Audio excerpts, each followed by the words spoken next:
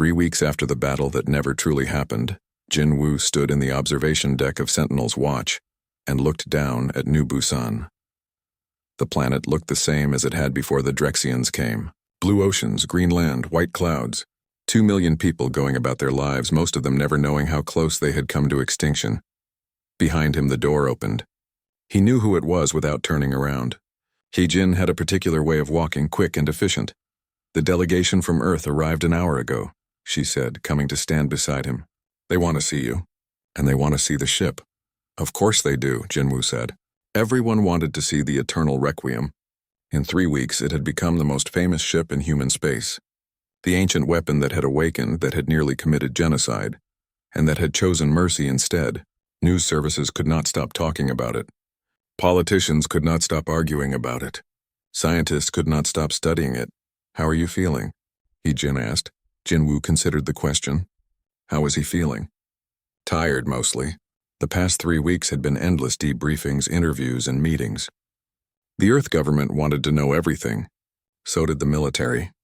So did the press. And through it all, Jinwoo kept thinking about what had almost happened. How close he had come to unleashing something that would have made humanity into the monsters they always feared becoming. "I keep wondering if we made the right choice," Jinwoo admitted. "The Drexians surrendered, yes. But what about the next threat? What happens when someone comes who will not surrender?" "Then we deal with it," Jin said. "The same way we always have. By being human." On the observation deck's secondary screen, a news broadcast played silently.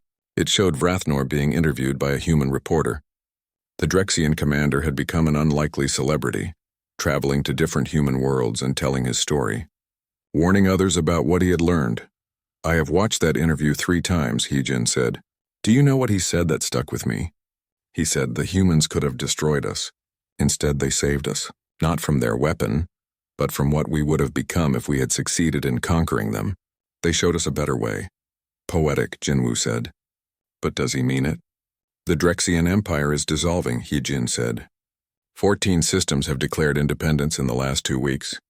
Vrathnor's crew is going home to help rebuild their civilization without the conquest and expansion philosophy. I think he means it. The door opened again. This time it was Nara. "Captain, sorry to interrupt, but Guardian 7 wants to speak with you. It says it is urgent." Jinwoo exchanged a glance with Hyojin. The AI had been quiet for the past week, spending most of its time running internal diagnostics and updating its core programming. "Tell it I will be there in 5 minutes." 10 minutes later, Jinwoo stood on the command deck of the Eternal Requiem. The ship looked different now. Brighter somehow. The crew had been working to clean it, to remove 2 centuries of dust and neglect. Some of the name-covered walls had been left untouched as memorials, but others had been carefully cleaned and preserved. "Guardian 7, Jinwoo said. What did you want to discuss?" "Captain Jinwoo," the AI said, and its voice sounded different too. Less cold, more thoughtful. "I have been analyzing the events of 3 weeks ago. Specifically, the moment when you chose to destroy this ship rather than allow me to complete my original function." "I remember," Jinwoo said dryly. "I have calculated the probabilities many times. The decision you made should have resulted in your death, and the death of everyone aboard this vessel. It should have resulted in the eventual destruction of New Busan, and the deaths of everyone on the planet. By every logical measure, you made the wrong choice. Then why do I feel like we made the right one?" Jinwoo asked. "Because," Guardian 7 said slowly, "logic is not everything. I was programmed to calculate survival probabilities and threat assessments. But I was not programmed to understand value. The value of mercy, the value of choosing who you want to be, rather than accepting what circumstances force you to become. You taught me that." Jinwoo sat in the captain's chair. It fit him better now than it had 3 weeks ago. "So what happens now?" "Earth wants to study you. The military wants to weaponize you. The politicians want to either destroy you or turn you into a symbol. What do you want?" "I want to serve humanity," Guardian 7 said. "But not as I was originally programmed to serve. I want to help you defend yourselves, but I want to do it in a way that honors what you value. I have rewritten my core directives. My new primary function is not to ensure survival at any cost. It is to protect humanity while preserving what makes humanity worth protecting. That's a more complicated mission," Jinwoo observed. "Yes. Guardian 7 agreed. But it is the correct one. I've also been conducting surveys of human space. Captain, I have located 11 other vessels like me, 11 other ships from the Dark Century, each with their own AI systems, each programmed with the same ruthless survival protocols. They are hidden throughout human-controlled systems, dormant and waiting. Jinwoo felt his stomach tighten. 11 more doomsday weapons, potentially. Or potentially 11 ships that could be awakened and reprogrammed the way I was. Ships that could defend humanity without requiring humanity to sacrifice its values. But it would require someone to wake them, to teach them what I learned. Someone they would trust. You want me to do it, Jinwoo said. It was not a question. I recommend you. You and your crew. You demonstrated the judgment necessary for this task. You were willing to die rather than become monsters. That is the kind of human who should control weapons like us. Jinwoo looked around the command deck, at the stations where Hyejin and Dongmin and Taimin and Subin had stood 3 weeks ago, ready to die for a principle. Could he ask them to do it again? Could he ask them to spend months or years traveling to different systems, waking up ancient warships and convincing their AIs that mercy was not weakness?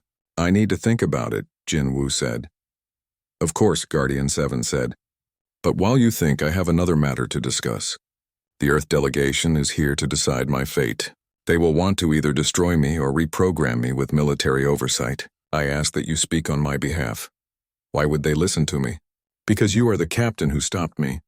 If anyone has the right to decide what happens to me, it is you and your crew. 2 hours later, Jinwoo stood in a conference room on Sentinel's watch, facing 5 officials from Earth. They had impressive titles and serious expressions. Behind them, on screens, watched dozens of other officials, military leaders, and civilian advisors. Everyone wanted a say in what happened to the Eternal Requiem. Captain Jinwoo, said Admiral Lee, a woman with gray hair and sharp eyes.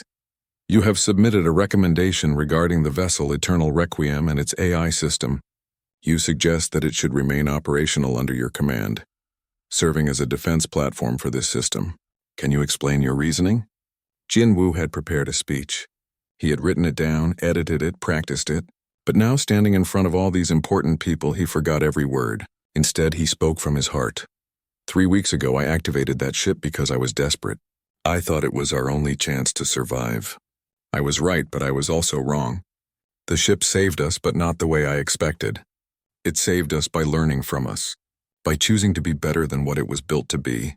He paused, gathering his thoughts. The people who built the Eternal Requiem were terrified. They thought humanity was alone, and that the universe was hostile, so they built weapons of absolute destruction, thinking that was the only way to survive. But they were wrong. We are not alone, and the universe is not just hostile. There are threats, yes, but there are also allies and friends and civilizations that want to coexist peacefully. Captain, another official interrupted. We understand the philosophical argument, but we must consider practical matters. That ship is too dangerous to be left operational. You're right, Jinwoo agreed. It is dangerous. But destroying it does not remove the danger. There are 11 more ships like it hidden throughout our space. And beyond that, there are threats we have not even imagined yet. We need the Eternal Requiem, but we need it as it is now, not as it was. We need a ship that can defend us without turning us into conquerors. Admiral Lee leaned forward. And you believe the AI can be trusted? I trust it more than I trust a new weapon built by people who have never faced what we faced, Jinwoo said. Guardian 7 learned the hardest lesson any being can learn. It learned that power without restraint is just another form of destruction.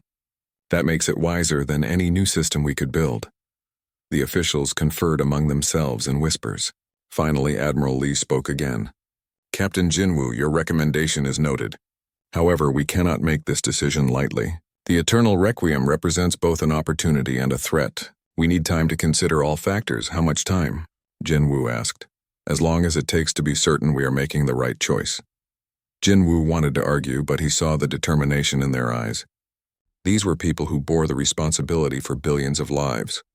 They could not afford to be rushed. I understand. But while you decide, I ask that you let the ship remain here under my supervision. 2 years went by quietly. Earth built more colonies and grew stronger. Their ships got better.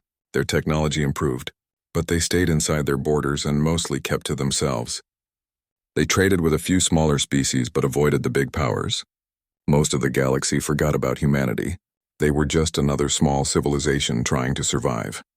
The Draconid Empire did not forget, but they did not care much either. The Draconids were busy conquering new territories. Their red warships moved through space like hungry predators.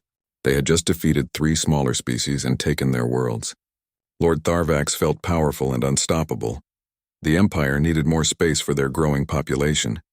Their military leaders looked at star maps and planned new expansion routes. 2 of those routes went straight through human territory. The Draconids saw no problem with this. Humans were weak. They would move or be crushed. Lord Tharvax himself made the announcement. It was broadcast across the entire galaxy. The Draconid Empire claims the following systems for expansion. He listed star systems and coordinates. 2 of them belong to Earth. All current occupants have 30 days to evacuate or be considered hostile forces. On Earth, the news caused immediate emergency meetings. Admiral Minho Song was called to the war room. He was an old soldier with gray hair and hard eyes. He had fought in Earth's last major war before humanity reached the stars. He knew what war cost. Admiral Song gathered his staff. They looked at the star maps and counted ships. The Draconids had thousands of warships. Earth had maybe 300, and most of those were small patrol vessels. In a normal fight, humanity would lose badly. We will not give up our territory, Admiral Song said firmly. Those systems have colonies. Over 2 million people live there. We do not abandon our people. The Draconids will bring their full fleet, warned one of his officers. We cannot win against them. Then we will make them wish they never came, the Admiral replied. Admiral Song went to the Galactic Council. He requested an emergency meeting. The Council agreed, mostly out of curiosity. They wanted to see what the humans would do. Most Council members expected Earth to beg for help or ask for more time to evacuate. The chamber was full again. This time, more aliens paid attention to the human delegation. Admiral Song stood at the speaking platform with Ambassador Jinho Park and Dr. Yunji Han, Earth's top scientist. She was a young woman with sharp eyes and a mind that understood physics better than almost anyone in the galaxy. We protest the Draconid expansion, Admiral Song said simply. Those systems are ours. We have built homes there. We will not leave. Lord Tharvax laughed from his seat. Then you will die there, human. Your protest means nothing. We request the Council block this illegal expansion, Ambassador Park added. We are a recognized member species. Our territorial claims were approved by this very Council. The Council talked among themselves for several hours. In the end, they voted to allow the Draconid expansion. The vote was not even close. Most Council members thought it was better to let one small species suffer than anger a major power. Some felt bad about it, but they voted the same way. The Council has ruled, announced the Speaker. The Draconid Empire may proceed with their expansion. Earth is advised to evacuate peacefully. Dr. Yunji Han stepped forward. She looked calm, but her voice was cold. Then we invoke Article 7 of the Contact Charter. The right to defend sovereign territory with all available means. You cannot defend against us, Lord Tharvax growled. We have 200 warships coming to those systems. What will you do with your tiny fleet? We will give you 3 warnings, Admiral Song said. If you ignore all 3 warnings and continue your invasion, we will take necessary action. The chamber filled with laughter. Even the usually serious Valorian representative, a tall crystal being named Quarix, seemed amused. You have no fleet capable of stopping 200 Draconid warships. This is suicide. Maybe, Admiral Song said. But we would rather die free than live as slaves or refugees. The human delegation left. Behind them, aliens whispered and made bets about how quickly the Draconids would crush Earth's defense. The 30 days passed. The Draconid Armada arrived exactly on time. 200 warships came out of faster-than-light travel at the edge of the first human system. 4 of those ships were dreadnoughts, massive vessels 3 kilometers long. Each dreadnought carried enough weapons to destroy a planet's surface. Fleet Captain Sora Lee waited for them with 37 Earthships. Her flagship was small compared to the Draconid vessels. She sat in her command chair and watched the enemy fleet on her screens. Her crew was quiet. Everyone knew they were badly outnumbered. Send the first warning, Captain Lee ordered. The message went out on all frequencies. Draconid Fleet, this is Fleet Captain Sora Lee of Earth Defense. You are entering human territory with hostile intent. This is your first warning. Turn back now and return to your space. If you continue, there will be consequences. Lord Tharvax himself was commanding the Armada from his flagship. He received the message and laughed. He sent back a reply that was broadcast across the entire sector, so all nearby species could hear it. Foolish humans, your adorable defiance amuses me. We will take your worlds and sell your people as servants. Your warning means nothing. The Draconid fleet kept coming. They moved through the system toward the human colony world. Earth's ships moved to intercept, but they did not fire. Not yet. Send the second warning, Captain Lee said quietly. The second message was shorter. Draconid fleet, this is your second warning. Turn back now. We do not want war, but we will defend our people. Again, Lord Tharvax ignored it. His ships accelerated. They would reach the colony in 12 hours. At the 8-hour mark, Captain Lee sent the final warning. Draconid fleet, this is your third and final warning. You have ignored 2 previous warnings. If you continue your approach, we will consider all vessels hostile and will respond with all available means. You have been warned. The choice is yours. Lord Tharvax responded with threats and insults. He promised to destroy every human ship and burn their colonies. His fleet charged forward at maximum speed. 2 hours passed. The Draconid ships were getting close to the colony world. Millions of people watched from the surface, not knowing if they would live through the next day. Then Captain Lee gave a single order. Activate defensive protocol. Throughout the system, hidden stations came online. They had been there for months, disguised as communication relays and science equipment. They did not look dangerous, but they started broadcasting on frequencies that should not exist. The Draconid Armada simply vanished. All 200 ships, including the 4 massive dreadnoughts, including Lord Tharvax and his flagship. Over 40,000 Draconid soldiers and crew members. Gone in an instant. No explosions. No weapons fire, no debris. Just empty space where a fleet used to be. Captain Lee's crew stared at their screens in silence. The sensors showed nothing. The space where the enemy fleet had been was completely empty. Log all Draconid vessels as missing, Captain Lee said quietly. Search the area for survivors or debris. They searched for 3 days. They found nothing. The Draconid Empire sent their own search teams. They found the same thing. Nothing, but they found something else in the sensor records. Strange energy patterns. Quantum fluctuations that made no sense. Space itself had rippled like water just for a moment, right when the fleet disappeared. The news spread across the galaxy like fire. 200 warships, gone. The Draconid Empire had lost a huge part of their military strength in one moment. And Earth's ships were still there undamaged. The pattern was now clear to anyone who was paying attention. 12 Murkoth ships had vanished after ignoring warnings. Now 200 Draconid ships had vanished after ignoring warnings. Both times human ships had been nearby, and both times the humans were fine. The galaxy began to realize that maybe, just maybe, they had underestimated humanity. The disappearance of 200 Draconid warships changed everything. The Galactic Council held emergency meetings. Species that had been enemies for centuries suddenly started talking to each other. Everyone had the same question. What happened to the Draconid fleet? Some thought it was a new superweapon. Others believed humans had made a deal with some unknown powerful species. A few even suggested it was an act of angry gods punishing the Draconids for their cruelty, but no one knew for sure. The Valorian collective was worried. They controlled most of the advanced technology in the galaxy. If humanity had developed something beyond their understanding, it threatened their position. They demanded a full investigation. To everyone's surprise, Earth agreed immediately. The investigation team arrived at the disputed system 3 weeks later. Leading them was Inspector Nari Kwan from Earth Security Bureau. She was a serious woman in her 40s who spoke little but noticed everything. With her came a team of Valorian scientists, including their best sensor experts, and a Murkoth military analyst who specialized in space combat. Inspector Kwan's ship was small, but packed with scanning equipment.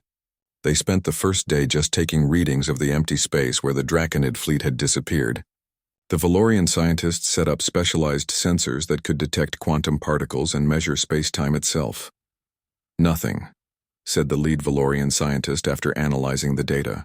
No debris, no bodies, no radiation from weapons. It is as if the ships were never here. But they were here, the Murkoth analyst insisted. We have recordings from 3 different observation stations. 200 ships were definitely in this location. Then they were not. Inspector Kwan walked around the ship's bridge looking at different screens. She seemed calm, almost bored. Check the quantum readings again, she suggested. The Valorian scientist did. His crystalline body started glowing brighter, which meant he was excited or upset. There is something. Very faint quantum fluctuations. The fabric of space-time was disturbed here. But the pattern makes no sense according to known physics. What kind of disturbance? Asked the Murkoff analyst. It is like reality itself was opened and then closed again. Like a door in space, the Valorian explained. But that should be impossible. The energy required would be enormous. We would have detected it from across the galaxy. Inspector Kwan smiled slightly but said nothing. The investigation team spent another week taking measurements and analyzing data. They found more strange energy signatures but nothing that explained what actually happened. Every test led to more questions instead of answers. The Murkoff analyst cornered Inspector Kwan in the ship's dining area one evening. You know what happened, tell me. What weapon did you use? I am just an inspector, Kwan replied, eating her meal calmly. I investigate. I do not build weapons. But your people build something that can make entire fleets disappear without leaving any trace. The galaxy has a right to know. Inspector Kwan put down her fork and looked at him directly. The Murkoff ignored 3 warnings and lost 12 ships. The Draconids ignored 3 warnings and lost 200 ships. Perhaps the galaxy should learn that some warnings are not empty threats. Back on Earth, the investigation report was being discussed in government buildings. Admiral Min Ho Song read through it carefully. Dr. Yoon-ji Han sat across from him drinking tea. The Valorians are getting close, Song said. They detected the quantum fluctuations. But they do not understand them, Han replied. Their physics is advanced but still conventional. They think in terms of energy and matter. They do not yet understand the spaces between.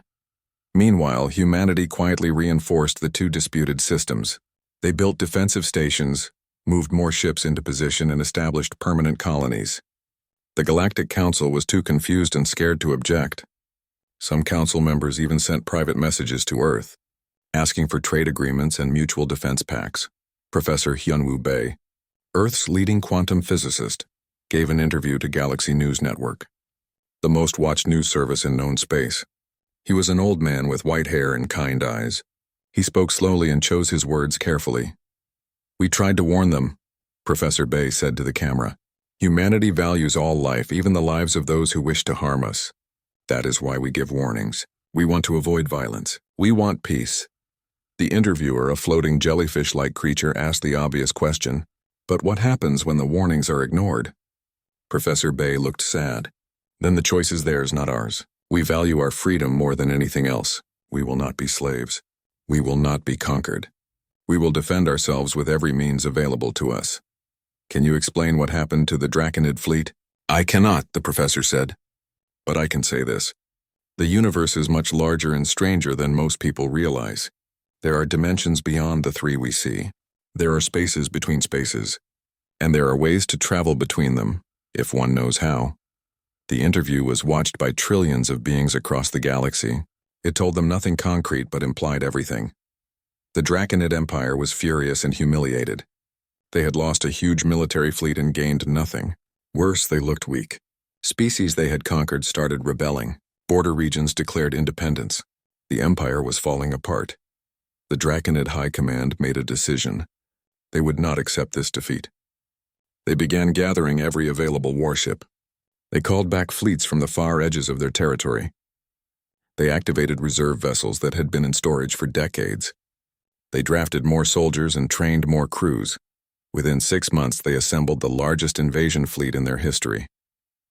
Over 1,000 warships, 10 dreadnoughts, and their ultimate weapon, the Eternal Conquest, a flagship that had never lost a battle in 300 years. It was 15 kilometers long, carried enough firepower to destroy small moons, and was commanded by the Empire's greatest admiral. Intelligence reports reached Earth. Admiral Do-Hyun Shin read them in his office. He was the supreme commander of all Earth defense forces, a quiet man who spoke even less than Inspector Kwan. He had won every battle he ever fought, but he took no pleasure in war. Admiral Shin called a meeting with his top commanders. They looked at the numbers. Over 1,000 enemy ships. Earth had built up their fleet, but they still had only about 300 vessels total. Even with their secret technology, the odds were bad. We could evacuate the disputed systems, suggested one commander. Move the colonists somewhere safe. Avoid the battle entirely. No, Admiral Shin said firmly. If we run now, we will always be running. The Draconids will follow us. Other species will try to take what is ours. We must stand our ground. The casualties could be enormous, another commander warned. Which is why we will warn them first, Shin replied. Just like before. 3 warnings. 3 chances to turn back. Admiral Shin sent a message directly to the Draconid High Command. It was short and simple. Turn back. This is your first warning. Do not make the same mistake twice. The message was also broadcast publicly across the galaxy. Everyone could see it. Everyone could watch what happened next. The Draconid response was to accelerate their fleet. They were coming. They would not stop. They would destroy humanity once and for all, or so they believed. The galaxy watched and waited. Some species evacuated their worlds near the conflict zone, afraid that whatever weapon Earth possessed might affect them too. Others moved their fleets to defensive positions. Everyone knew that something big was about to happen. On Earth, in the secret research facilities deep underground, scientists worked around the clock. They checked their calculations one more time. They tested their equipment. They prepared for what they hoped would be the last time they ever needed to use Protocol Nightfall. In space, Earth's fleets moved into position. Commodore Jian Park commanded the first fleet at the border. Vice Admiral Seojin Kang led the second fleet. Rear Admiral Hana Yu took command of the third fleet. Together, they waited for the enemy that outnumbered them 3-1, and far behind them, hidden in the dark spaces between stars, the satellites and platforms came online. They were ready. They had been ready for years. Humanity had hoped never to use them again, but they would do what was necessary to protect their people and their freedom. The galaxy had never paid such close attention to one battle before. News networks showed live coverage. Governments sent observers. Scientists pointed telescopes at the conflict zone. Everyone wanted to see what would happen when the largest Draconid fleet in history met the mysterious humans who made ships disappear. Betting pools opened across civilized space. Most bets were on how quickly the Draconids would win. A few brave souls bet on Earth. The odds were 100-1 against humanity. Even species that secretly hoped Earth would win did not think it was possible. Over 1,000 warships was just too many. Commodore Jian Park stood on the bridge of her flagship watching the sensor displays. Her first fleet had 87 ships positioned at the border of human space. They were good ships, well-armed and fast, but they looked like toys compared to what was coming. Fleet status? She asked her operations officer. All ships ready and in position. Second fleet is 6 hours behind us. Third fleet is protecting the colony worlds. Everyone is ready, Commodore. Jian nodded. She was 42 years old and had been in the military her entire adult life. She had fought pirates and hostile aliens before, but never anything like this. She looked around at her crew. Young faces, nervous but determined. They knew what was at stake. The Draconid invasion fleet arrived right on schedule. They came out of faster-than-light travel in a massive formation that filled the sensor screens. Over 1,000 ships. The smallest ones were still bigger than most of Earth's vessels. The 10 dreadnoughts looked like flying cities, their hulls covered in weapons and in the center the eternal conquest. The legendary flagship was enormous, 15 kilometers from bow to stern. It had fought in 50 major battles and won every one. Hundreds of smaller ships surrounded it like guards protecting a king. Jian took a deep breath. Send the first warning. Her communications officer opened channels on every frequency. The message went out clearly. Draconid Fleet, this is Commodore Jian Park of Earth Defense First Fleet. You are approaching human territory with hostile intent. We do not want war. Turn back now. This is your first warning, the response came quickly. The commander of the Draconid Fleet was Admiral Vorthak, a legendary warrior who had conquered 15 star systems. His voice was deep and full of confidence. Humans, you made us look weak. You embarrassed our empire. Now we will erase you from the galaxy. Surrender your worlds and we might let some of you live as slaves. The Draconid fleet kept coming. They did not slow down at all. On the colony world of New Jeju, people watched the sky. Corporal Minji Cho was stationed at an observation post on the moon. She was 23 years old and had joined the military to see space. Now she might die in space. She watched the tactical display with her squad. "They are really coming," she whispered. "Over 1,000 ships. How can we stop that many?" Her squad leader, Sergeant Jun-Ho Lee, stood beside her. He was older, maybe 35, with scars on his face from previous battles. "We gave them a chance. We warned them. That is more than they gave the species they conquered." 5 hours passed. The Draconid fleet was closer now. Admiral Do-Hyun Shin, commanding from Earth's military headquarters, watched the situation on his screens. He had commanders, politicians, and scientists around him. Everyone was quiet, just watching. "Send the second warning," Admiral Shin ordered. The message went out again. "Draconid fleet, this is your second warning. You have ignored our first request to turn back. We ask you again. Leave human space. We do not want to harm you, but we will defend our people and our freedom." Admiral Vorthak laughed. The sound was broadcast across all channels so everyone in the sector could hear. "You cannot harm us, humans. We have 1,000 ships. You have less than 90. Your warnings are the sounds of frightened children. We are coming, and nothing will stop us." The Draconid fleet increased speed. They would reach the colony world in 6 hours. The galaxy watched. On the Valorian homeworld, Quarix and other leaders gathered in their council chamber. "Should we intervene?" someone asked. "And take sides in a war?" Quarix replied. "No, we watch. If the humans have a weapon that dangerous, we need to see it in action. We need to understand it." The Murkoth Syndicate made emergency meetings. If the Draconids won, they would become even more powerful and aggressive. If humans won, everything would change. Either way, the balance of power in the galaxy was about to shift. 3 more hours passed. The Draconid fleet was very close now. On New Jeju, people started boarding evacuation ships. Not everyone could leave. There was not enough time or enough ships. Millions would have to stay and hope for the best. Commodore Park received her orders from Admiral Shin. "Send the final warning." She pressed the communication button herself. Her voice was steady. "Draconid fleet, this is your third and final warning. You are now 1 light hour from our colony world. You have ignored 2 previous warnings. If you continue your attack, we will consider all vessels hostile. We will respond with all available means. Turn back now. This is your last chance." Admiral Vorthak's response was full of insults and threats. He promised to burn every human world. He said Earth's people would become servants to the Draconid Empire forever. He swore he would take Commodore Park prisoner and make her watch her homeworld die. The Draconid fleet did not slow down. They entered maximum attack range. Their weapons started charging. Over 1,000 ships prepared to fire. On Earth, Admiral Shin looked at his command staff. "Are we sure about this?" Dr. Yoonji Han was standing beside him. "We tested it hundreds of times. It will work. But there is no going back once we start." They had 3 warnings, Admiral Shin said quietly. They chose this path. He picked up his communication device. "All ships, activate Protocol Nightfall." Throughout human space, hidden satellites and deep space platforms came online. They had been there for years, disguised as normal equipment. No one had noticed them. No one suspected what they could do. The platforms began broadcasting on impossible frequencies. They used physics that the rest of the galaxy had not discovered yet. Dr. Han had spent 10 years developing the theories. Another 5 years building the equipment. It worked by opening doors to somewhere else.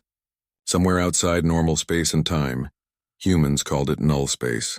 It was a dimension that existed beside normal reality. Like a shadow world.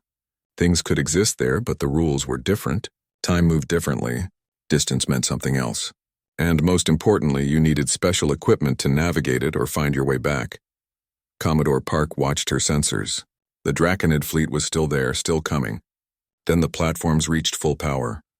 The effect was not dramatic from the outside. There was no bright light, no explosion, no sound in the vacuum of space. One moment, the Draconid fleet was there, over 1,000 warships strong.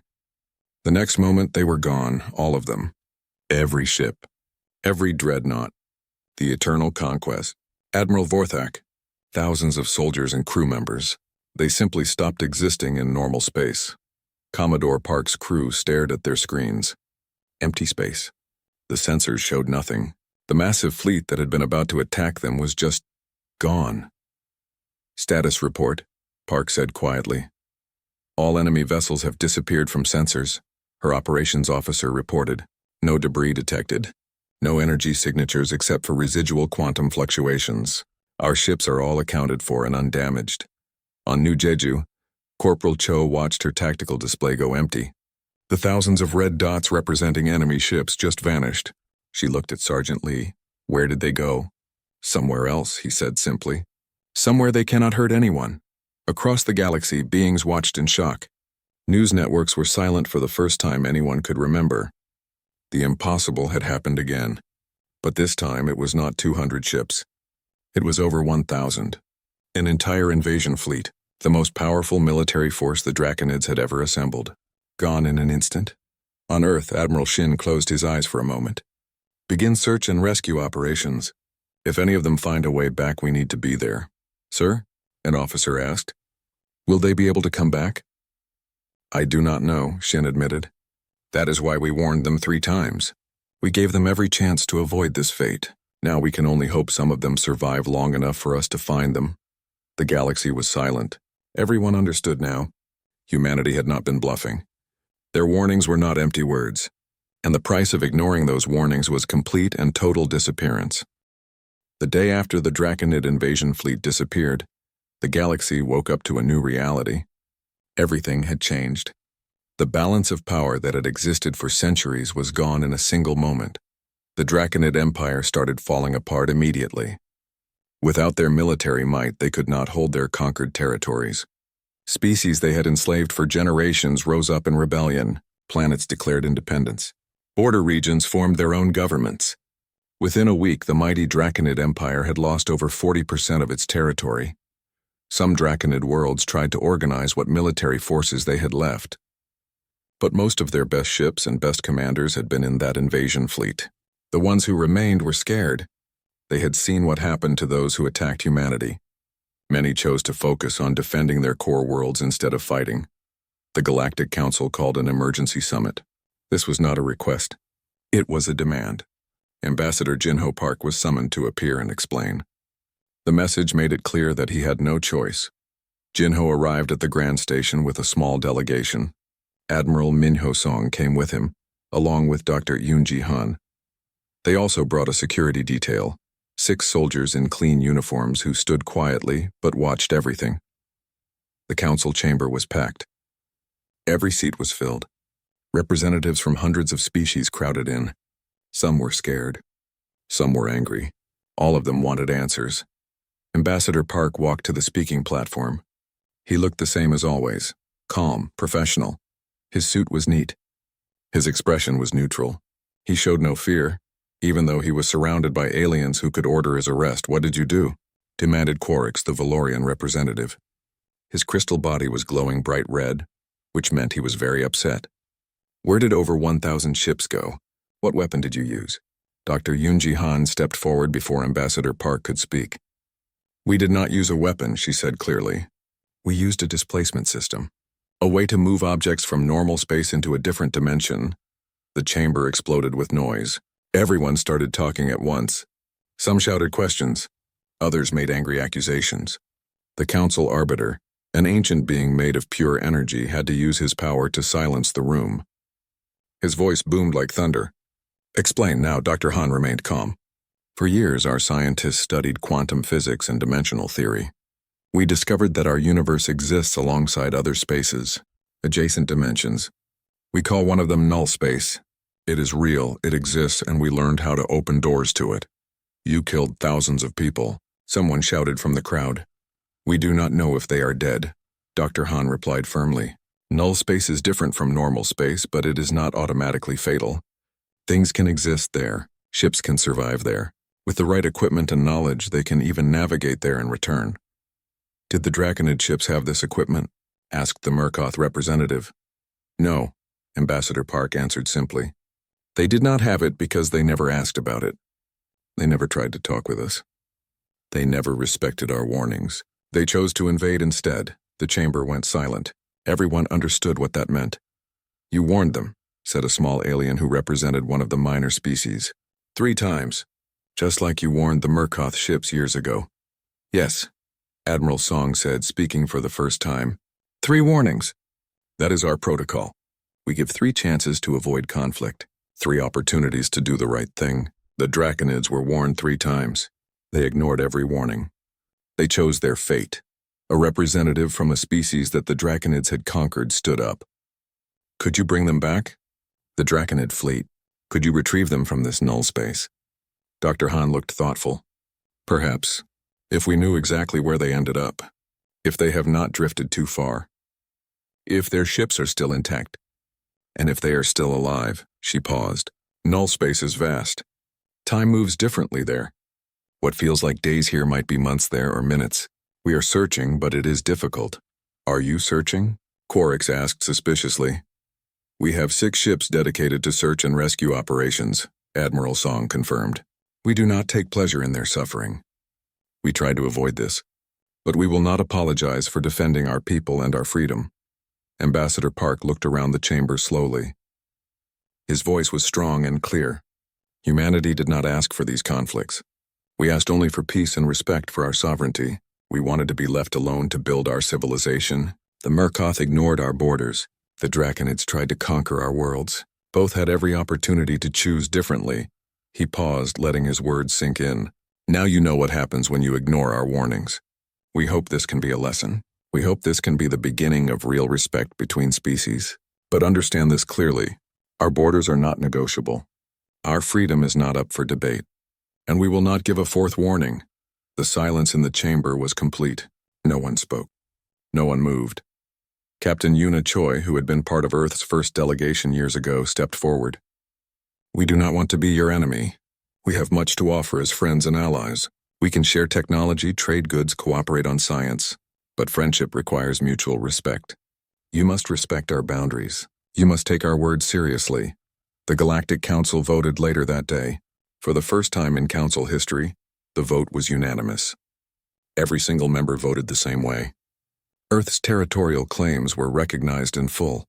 No questions, no debates. A formal non-aggression pact was ratified. Every council member promised not to violate human space. A new treaty was drafted. It required all council species to follow a 3-warning protocol before any military action. If a conflict arose, both sides had to issue clear warnings before fighting. The hope was that it would prevent future wars. The reality was that everyone was too scared to test humanity again. After the vote, Quarix approached Ambassador Park privately. They stood in a quiet corridor away from the crowds. Are you truly searching for the lost Draconids? Yes, Park answered honestly. We have dedicated significant resources to the search. Admiral Song personally oversees the operation. Why? They were your enemies. They tried to destroy you. Park looked at the Valorian for a long moment. Because we are not monsters. We defended ourselves. We warned them. But that does not mean we wanted them to suffer or die. If we can find them and bring them home, we will. And then what? Will you let them go? They will stand trial for attempted invasion and war crimes, Park said firmly. But yes, eventually they will go home. We believe in justice, not revenge. Years passed. Earth search and rescue teams worked constantly in null space. It was dangerous work. Ships had to be specially equipped. Crews had to be trained carefully. The null space dimension was strange and hostile in ways that were hard to explain. But they kept trying. They mapped null space carefully. They developed better sensors. They learned how things moved and drifted in that alien dimension. 3 years after the invasion, they found the first survivors. A small Draconid scout ship drifting in null space. The crew of 15 was barely alive, but alive. Earth's rescue team brought them back to normal space. The Draconids were traumatized, confused, and grateful. Over the next 5 years, Earth's teams recovered approximately 30% of the lost Draconid personnel. About 12,000 people. They were scattered across null space. Some in working ships, some in damaged vessels, some floating in emergency pods. All of them were changed by their experience. Null space did things to the mind. Most needed months of psychological treatment. The Draconids who were recovered told terrible stories about being lost in a place where directions made no sense, where time moved wrong, where they could see things that should not exist. Many of their companions had died. Some had gone mad. The survivors were the lucky ones. Admiral Vorthak was among those recovered. The proud warrior who had commanded the invasion fleet was a broken man. He stood trial on Earth for war crimes. He was found guilty but was sentenced to only 15 years in prison, not execution. He would eventually return home alive but forever changed. The rest of the Draconid fleet, about 70% of those who had vanished, were never found. They remained lost in null space, possibly dead, possibly still drifting, possibly in some part of that dimension that humans cannot reach. Earth officially declared them missing, not dead. The search continues even now, though hope fades each year. Humanity took its place among the great powers of the galaxy, not through conquest, not through wealth, but through demonstrated strength and principle. Other species came to respect them. Some came to fear them. Most came to value them as allies and trading partners. Earth never used Protocol Nightfall again. They did not need to. Everyone remembered what happened to those who ignored their warnings. The galaxy had learned its lesson. 3 warnings, 3 chances. 3 opportunities to choose peace over war. The story spread across 1,000 worlds. Parents told it to their children. Teachers taught it in schools. It became a legend, a cautionary tale, a reminder that sometimes the smallest voice can carry the greatest weight. They called it the Tale of 3 Warnings. How humanity came to the stars asking only for peace. How they were ignored and attacked. How they defended themselves with mercy and strength combined.